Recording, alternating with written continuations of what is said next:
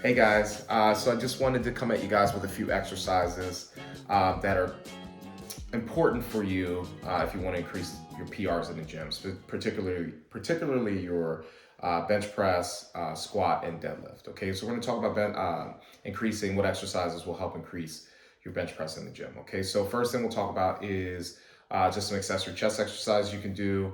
One of my go-tos is flat dumbbell presses or flat dumbbell bench press. Reason being that you want to do those is because they work on that movement pattern in a different way in comparison to a barbell flat bench press, with working a bit more with your stabilizers in your shoulder joint. Okay, also allows for you to have a lot more play in the exercise as far as the movement pattern itself, right? So whenever we're doing a bench press, a flat bench press, you're usually stunted by the bar itself, right? Of how much movement you can get going, right? In the path of that movement. With dumbbells, you can play with it quite a bit more. You can create different angles. You can turn your hands in. You can even rotate the dumbbells at the top. You can bring the dumbbells down a little bit lower, maybe even a little bit higher, and create a couple different angles in your shoulders as well on those presses. Okay, so if there's particular areas that you feel weakness in when doing bench pressing, flat dumbbells help out a lot with that. Another one would be some chest flies. Chest flies are probably one of the best ways to isolate the pectoral muscles. So that way you can get a bit more neuromuscular connectivity, so you can translate that into your bench. Okay, so I like chest flies either whether it's on a pec deck or on cables. I'm not big on dumbbells just because dumbbell chest flies, you start to lose the tension through the movement. Okay, so the reason being that cables or pec deck is usually pretty good, or resistance bands are good for chest flies because the resistance is constant. So you have that constant tension on the muscle. And in isolation exercises, time under tension is really what you want to yield the results or benefit you're looking for. Okay, so those are just a couple exercises that I would say are good exercises, accessory exercises to do that'll translate well into your bench press to help you to hit those new numbers on bench. Okay, next let's talk a little bit about also back. The reason being you want to train your back, your lat muscles is useful for both, not only just chest, but also for your deadlifts. And I guess you could argue squats as well. A couple of my go-to exercises for back would be lat pull downs, wide grip lat pull downs. The reason being I like wide grip lat pull downs is because there you can really focus on trying to get that mind muscle connection to happen between the brain, the nervous system, and the muscle. The wider your hands are on that bar, the more lat engagement you're going to get. Okay, and stronger lats will translate well into the bench because as the bar is traveling eccentrically or negatively through the movement as you're bringing the bar down to your chest, the back helps to control that movement. Also, it allows for you to create a springboard in your rotators at the bottom of the movement as well. Okay, so the stronger we can make your back, the better control you're going to have at the bottom of the movement. That will translate more into a stronger bench press. And another one I like to do as well is a bent over row, whether that's a pedlay row or just regular bent over barbell rows. Those are really good for building that connectivity in the lat muscles to translate into your bench. Okay.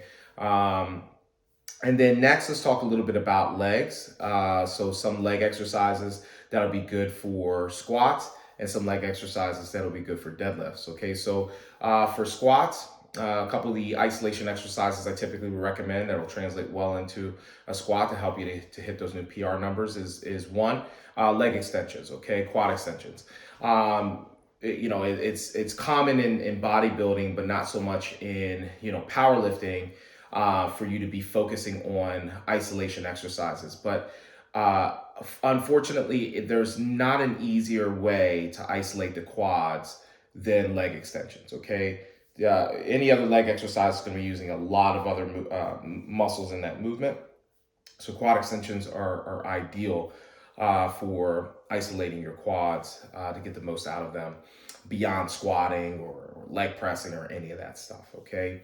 And then another leg exercise I would recommend that'll translate both well over your squats and your deadlifts would be lunges. Okay, I typically like to do walking lunges. The reason being I like walking lunges because I feel like when you lunge, your body is organically going in motion because it's kind of imitating a walking movement.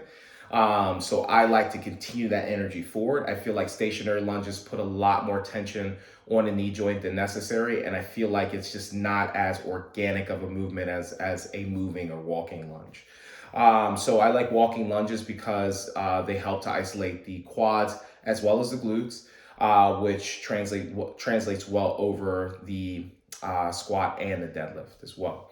And a couple exercises you can do for posterior chain, isolation exercises or accessory exercises you can do for posterior chain that'll translate well over to your deadlift. One is going to be a hamstring curl. I like laying hamstring curls because it allows for me to isolate my hamstrings and just focus on the curling motion. Okay, I think that it's one of the best exercises that you can do where you can think of it from the same premise of a bicep curl, right? So that's essentially what the hamstring is. The hamstring is the bicep of the leg, right? So whenever you're doing that curling motion, you want to create a position that allows for you to really focus on that isolation movement pattern, right? So laying hamstring curls, I feel like really helps with that. It kind of imitates somewhat of a preacher curl, right? So essentially think of it in that way. Like, when I'm laying down, I'm essentially doing a preacher curl with my hamstrings, okay? And focus on creating that contraction through the hamstring. So when you bring your heels up towards your butt, you really want to focus on trying to get the hamstring to curl in, right? Almost like think of it as like if I were flexing my bicep, I'm trying to get my bicep to peak as much as at the top as possible. It's the same thing I'm gonna do with the hamstring curl. When I curl my heels up towards my butt, I'm thinking of my hamstrings as the same as I'm thinking of my bicep, and I'm trying to create that peak in the hamstring. Okay, so that's a good one, along with glute kickbacks is a good one as well. And there's quite a few variations out there, but if you have a glute kickback machine or if you have to do them on the cables, it's a really good way to isolate the glutes to get them to fire. So I like to use those as well to create that mind muscle connection between the brain and the glute muscle, and that helps to translate well over to your deadlifts. Okay, so those are just a handful of exercises I would typically either use or recommend for either myself or my clients who are looking to break those plateaus in the gym and get that additional 10 pounds or 15 pounds on top of their current peak weights. All right, great.